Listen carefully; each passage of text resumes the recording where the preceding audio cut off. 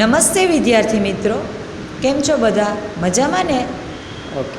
સૌથી પહેલાં આપણે આ વિડીયોની શરૂઆત કરતાં પહેલાં સૌથી પહેલાં ધોરણ 10ની અંદર તમામ વિદ્યાર્થીઓનું હું સ્વાગત કરું છું. ધોરણ 10ની શરૂઆત છે, આપણા વિડીયો ચાલુ થઈ ગયા છે. બોર્ડની તૈયારી કરવાની છે. બોર્ડની અંદર સારામાં સારા પર્સન્ટેજ લાવીને આપણે પાસ થવાનું છે. એટલા માટે સૌથી પહેલાં આપણો આ પહેલો વિડીયો સામાજિક વિજ્ઞાનનો ધોરણ 10નો પાઠ પહેલો. પહેલાં અનુક્રમણિકા જોઈ લેવીએ. ચલો, અહીં તમારી સામે અનુક્રમણિકા આપેલી છે.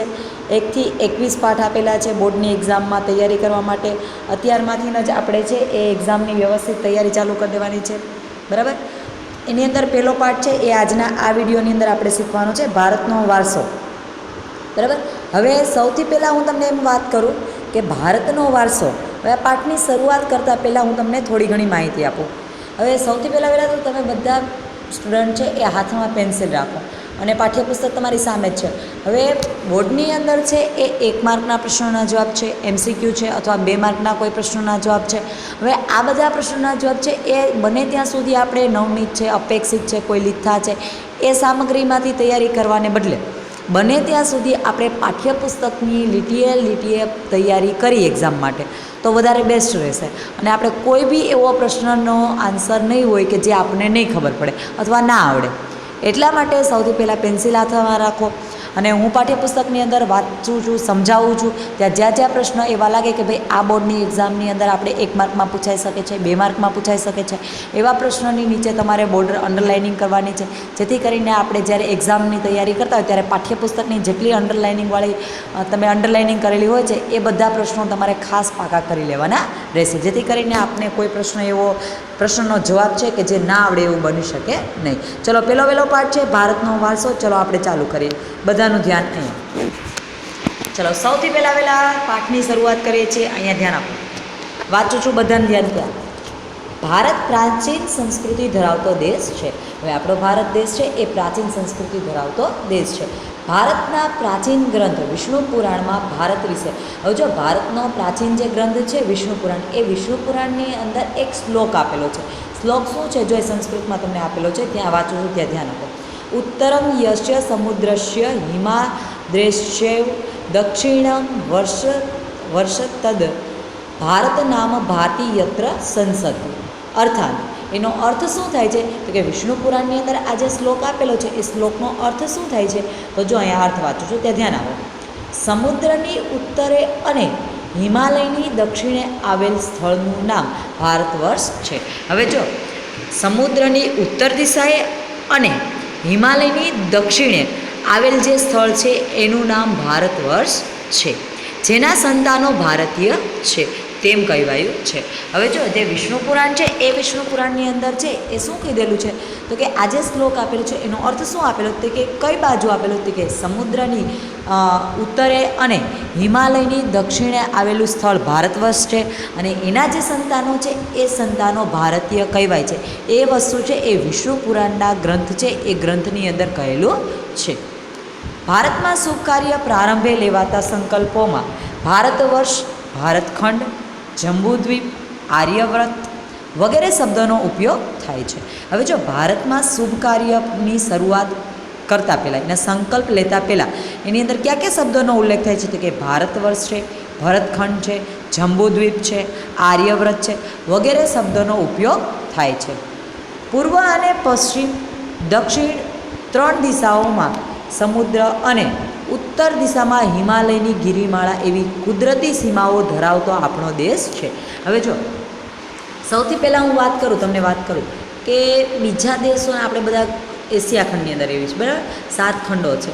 હવે અલગ અલગ ખંડના અલગ અલગ દેશોમાં આપણે ઘણા બધા દેશો વિશે આપણે જાણીએ, પરંતુ એ બધા દેશની સરખામણીમાં તમે જ વિચારો કે સૌથી ભિન્ન, વૈવિધ્યપૂર્ણ, અલગતા ધરાવતો દેશ કયો છે?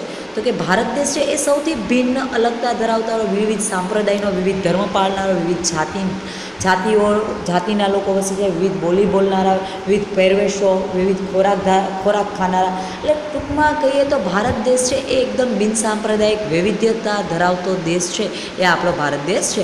અને એનો જો ભારત દેશનો છે એ આ રીતનો સાંસ્કૃતિક વારસો છે એ પણ અલગતા ધરાવતો છે, અને સાથે સાથે જે પ્રાકૃતિક જે એને બક્ષિસ મળેલી છે, કુદરતી જે આપણને તત્વો આપણને મળેલા છે એ પણ વિભિન્નતાવાળા છે. હવે આની અંદર જો એ જ વસ્તુ આપેલી છે કે એની પૂર્વ, પશ્ચિમ અને દક્ષિણ એમ 3 દિશાઓમાં સમુદ્ર રહેલો છે. હવે જો ભારતની પૂર્વ દિશા, પશ્ચિમ દિશા અને દક્ષિણ દિશા આ 3 દિશાઓમાં સમુદ્ર રહેલો છે એ આપણે બધાને ખ્યાલ જ છે.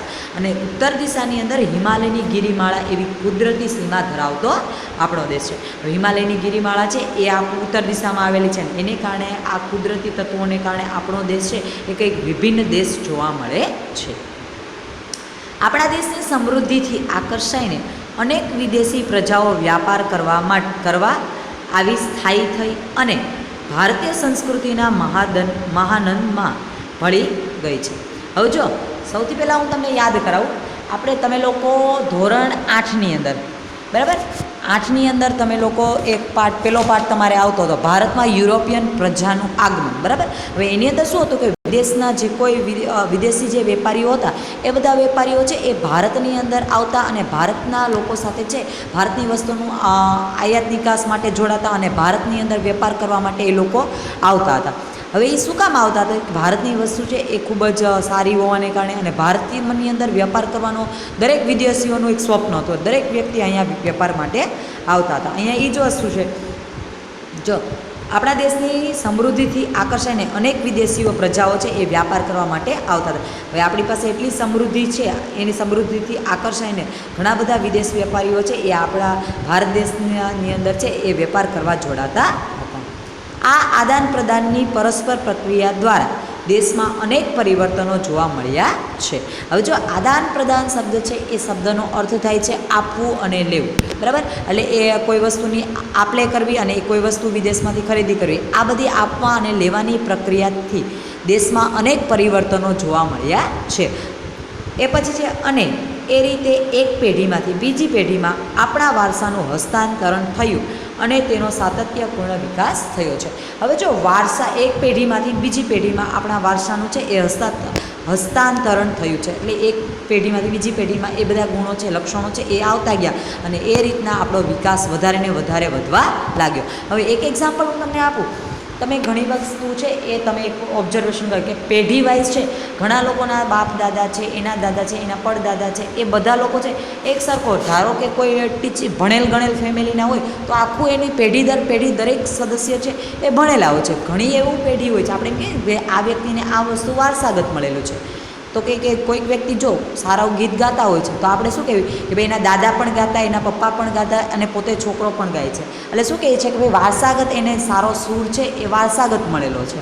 અહીંયા એ જ વસ્તુ કહે છે કે એટલે એ એક્ઝામ દ્વારા હું તમને એ સમજાવવા માગું છું કે આ બધું જે એ પેઢીમાંથી એક પેઢીમાંથી બીજી પેઢીમાં આપણા વારસાનું હસ્તાંતરણ થઈ અને ભારત દેશનો સાતત્યપૂર્ણ વિકાસ થયેલો જોવા મળે છે. સમજાણો બધાને? અહીં સુધી કોઈને કંઈ પ્રશ્નો? બહુ સ્પીડ નથી થતી ને? ચલો ધીમું બોલીશ, બરાબર. ચલો અહીં ધ્યાન આપો. એની પછીનો ટોપિક આપેલો છે ભારતનું સ્થાન અને વિસ્તાર. વર્તમાન ભારતના સ્થાન, કદ અને વિસ્તાર વિશે આપણે ધોરણ 9માં અભ્યાસ કરી ગયા છીએ. હવે ધોરણ 9ની અંદર તમે ભારતનું કદ કેટલું છે, ભારતનું સ્થાન, એશિયા ખંડની અંદર ભારતનું સ્થાન કઈ જગ્યાએ આવેલું છે, એનો વિસ્તાર કેટલો છે, એ બધી વસ્તુ આપણે છે એ ધોરણ 8-9ની અંદર આપણે અભ્યાસ કરી ગયા છીએ. આમ જોઈએ તો ધોરણ 9 ને બેઝિકથી તમને ધોરણ 6-7ની અંદર કે 8ની અંદર એનું કદ કેટલું છે, એનો વિસ્તાર કેટલો છે, આ બધી વસ્તુની આપણે થોડી ઘણી માહિતી હોય જ છે, બરાબર. પ્રાચીન સમયનું ભારત ઘણું વિશાળ હતું અને હાલમાં પણ ભારત વિસ્તારની દ્રષ્ટિએ વિશ્વમાં 7મા ક્રમે અને જનસંખ્યાની દ્રષ્ટિએ બીજું સ્થાન ધરાવે છે. પેન્સિલ બધાના હાથમાં છે, બધાનું ધ્યાન અહીંયા અંડરલાઇનિંગ કરવાનું છે. વાંચું ત્યાંથી અંડરલાઇનિંગ કરવાનું છે. જો પ્રાચીન સમયનું ભારત ઘણું વિશાળ હતું. સાંભળો, આ અંડરલાઇનિંગ નહીં કરતા, પહેલાં વાત સાંભળી લો. પ્રાચીન ભારતનું સમયનું જે ભારત આપણો દેશ હતો એ ઘણો વિશાળ હતો અને હાલમાં છે એ ભારત વિસ્તારની દ્રષ્ટિએ વિશ્વમાં 7મા ક્રમે છે. પેન્સિલ લ્યો, અંડરલાઇનિંગ કરો. ભારત વિસ્તારની દ્રષ્ટિએ વિશ્વમાં 7મા ક્રમે છે અને જનસંખ્યાની દ્રષ્ટિએ એટલે કે વસ્તીની દ્રષ્ટિએ બીજું સ્થાન ધરાવે છે. હવે જો આની અંદર પહેલું એવું વસ્તુ આપ્યું હતું કે ભારત વિસ્તારની દ્રષ્ટિએ વિશ્વમાં ને એની આગળ આપ્યું હતું પ્રાચીન સમયનું ભારત છે એ ઘણું વિશાળ હતું. હવે જો વિશાળ કેમ હતું કે પહેલાં છે પ્રાચીન સમયની અંદર છે પાકિસ્તાન બાંગ્લાદેશી સાથે હતા, પરંતુ હવે અત્યારે એનું વિભાજન થઈ ગયું. એને કારણે હાલમાં ભારત છે એ ઘણું નાનું કહેવાય, એના પ્રમાણમાં થોડુંક એ બધા અલગ વિભાજન થઈ ગયા છે, બરાબર. પહેલાં એ વિભાજન હતા નહીં. હવે બીજી વસ્તુ એમ કહું કે જનસંખ્યાની દ્રષ્ટિએ છે એ બીજું સ્થાન ધરાવે છે ભારત દેશ.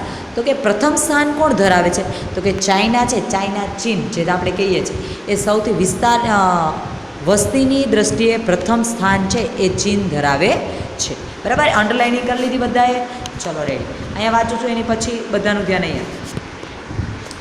વૈવિધ્યસભર વારસો. વૈવિધ્ય એટલે વિવિધતાસભર વારસો, બરાબર.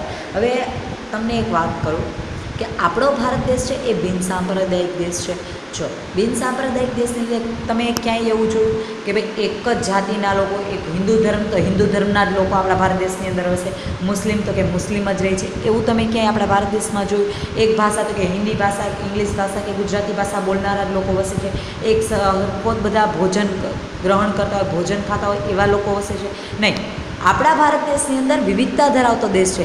અલગ અલગ જાતિના, અલગ અલગ ધર્મ પાળનારા, અલગ અલગ સંપ્રદાયના, અલગ અલગ બોલી બોલનારા, અલગ અલગ ભાષા જાણનારા, અલગ અલગ પોતાને ગમતી રહેણી કહેણી અપનાવનારા, બધા ક્ષેત્રની અંદર વિભિન્નતા ધરાવનારા વ્યક્તિઓ છે એ આપણા ભારત દેશની અંદર લોકો વસે છે. હવે જો લોકોની અંદર તો વૈવિધ્યતા જોવા જ મળે છે, પરંતુ સાથે સાથે આપણે પ્રકૃતિના તત્વોની અંદર પણ આપણે વિવિધતા જોવા મળે છે.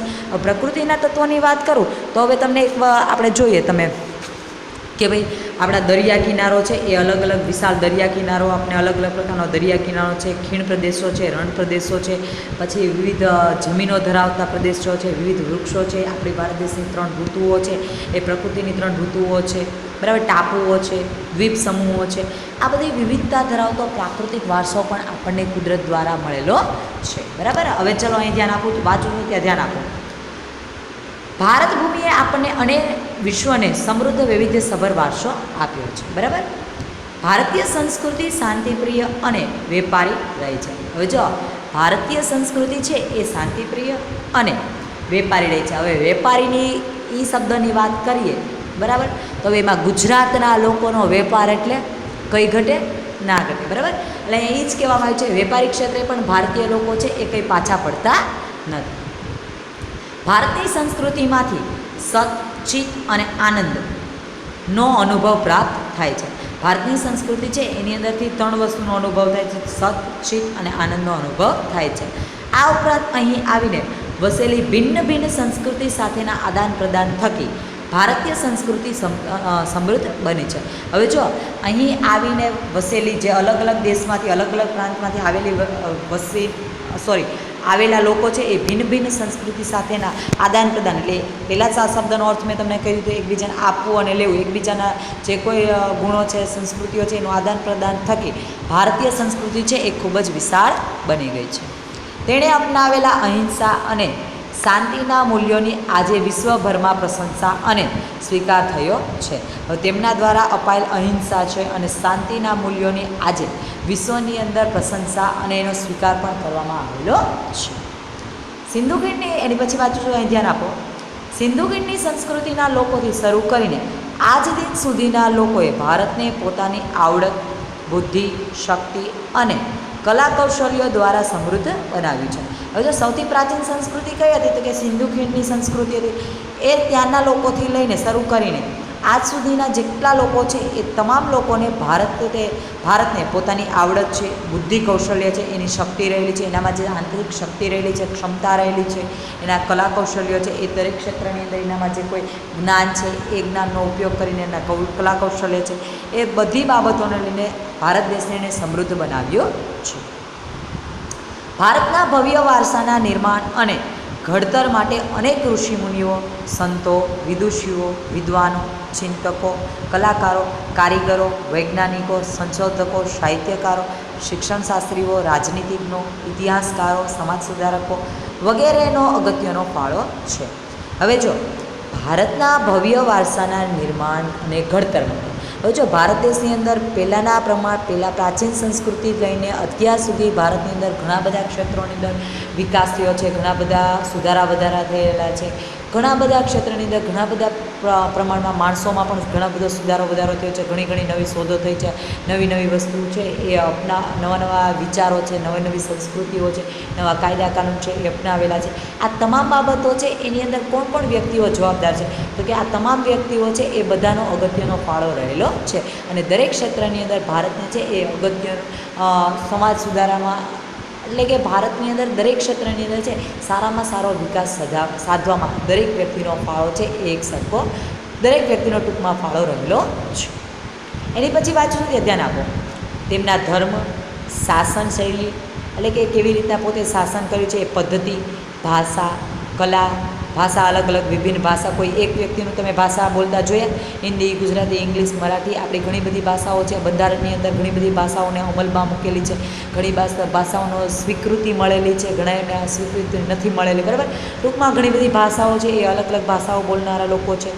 કલા, ચિત્ર, બોલી, પહેરવેશ, રીત રિવાજો વગેરે પર ભારતને મળ્યા છે. આ બધી વસ્તુમાં વિભિન્નતા પણ ભારતને મળેલી છે. આ રીતે ભારતમાં ભાતીગળ સંસ્કૃતિનું નિર્માણ થયું છે. વિભિન્ન પ્રકારની ભાતીગળ સંસ્કૃતિ એટલે કે વિભિન્ન પ્રકારની અલગ પ્રકારની સંસ્કૃતિનું નિર્માણ થયેલું છે. કોઈ એક ભાષા બોલનારા, કોઈ એક ચિત્ર દોરનારા, એક બોલી બોલનારા, એક પહેરવેશ પહેરનારા, એવી એક સરખી વ્યક્તિ નથી, પરંતુ વિભિન્નતા ધરાવનારી સંસ્કૃતિ છે એનું નિર્માણ આપણા ભારત દેશની અંદર થયેલું જોવા મળે છે. એની પછી આપેલું છે સંસ્કૃતિનો વારસો, બરાબર. અહીંયા આપેલું છે, અહીંયા બધાનું ધ્યાન આપો. સંસ્કૃતિનો વારસો આપણે જોઈએ. સંસ્કૃતિ એટલે જીવન જીવવાની રીત. સંસ્કૃતિ કોને કહેવાય છે? તો કે માણસ કેવી રીતના જીવન જીવી રહ્યો છે, એ જીવન જીવવાની જે રીત છે, પદ્ધતિ છે, મેથડ છે, એ રીતને છે એ સંસ્કૃતિ કહેવામાં આવે છે. દેશ કે સમાજમાં કાળક્રમે બદલાતા સંજોગો અનુસાર જનજીવનમાં આવતા પરિવર્તનો, સુધારા, સામાજિક નીતિ, રીતિ ઇત્યાદિ વડે ભિન્ન સમાજોની સંસ્કૃતિ બને છે. હવે જો જનજીવનમાં આવતા પરિવર્તનો છે, એના જે કોઈ સુધારાઓ છે, સામાજિક નીતિઓ છે, રીતિઓ છે વગેરે દ્વારા ભિન્ન સમાજોની સંસ્કૃતિઓ બને છે. સંસ્કૃતિ એટલે માનવ મનનું ખેડા અને તેમાં માનવ સમાજની ટેવો, મૂલ્યો, આચાર વિચાર, ધાર્મિક પરંપરાઓ, રહેણીકરણી અને જીવનને ઉચ્ચતમ ધ્યેય સુધી લઈ જતા આદર્શોનો સરવાળો એમ પણ કહી શકાય છે. હવે સંસ્કૃતિ એટલે શું? કે માનવ મનનું ખેડાણ કરીને તેની અંદર માનવ સમાજની અંદર જે કોઈની ટેવો રહેલી છે, એના મૂલ્યો છે, એ આચાર વિચાર છે, એના શું આચાર વિચાર, પોતે શું વિચારી રહ્યું છે, પોતે શું અમલમાં મૂકી રહ્યું છે, ધાર્મિક જે પરંપરાઓનું એ અમલમાં, ધાર્મિક પરંપરાઓ જે માને છે અથવા જેને સ્વીકાર કરે છે, રહેણીકરણી, દરેક લોકોની રહેણીકરણી કેવી છે એ વસ્તુ, જીવનને ઉચ્ચતમ ધ્યેય સુધી, જે પોતાનું જીવન શ્રેષ્ઠ બને, ઉચ્ચ ધ્યેય સુધી ધ્યેયની પ્રાપ્તિ કરે, આ બધા આદર્શોનો સરવાળો એમ કહી શકાય છે, જેને આપણે સંસ્કૃતિ કહી શકીએ છીએ, બરાબર. અહીં સુધી કોઈ બધાને સમજાઈ ગયું? કોઈને કંઈ પ્રશ્ન? ચલો, અહીંયા સુધી જેને કંઈ ના સમજાણું તો આ વિડીયો ફરીવાર એકવાર વાત સાંભળી લેવાનો, જેથી કરીને આપને સમજાવીએ, બરાબર. અહીંયા એક અંડરલાઇનિંગ એક કરી લ્યો.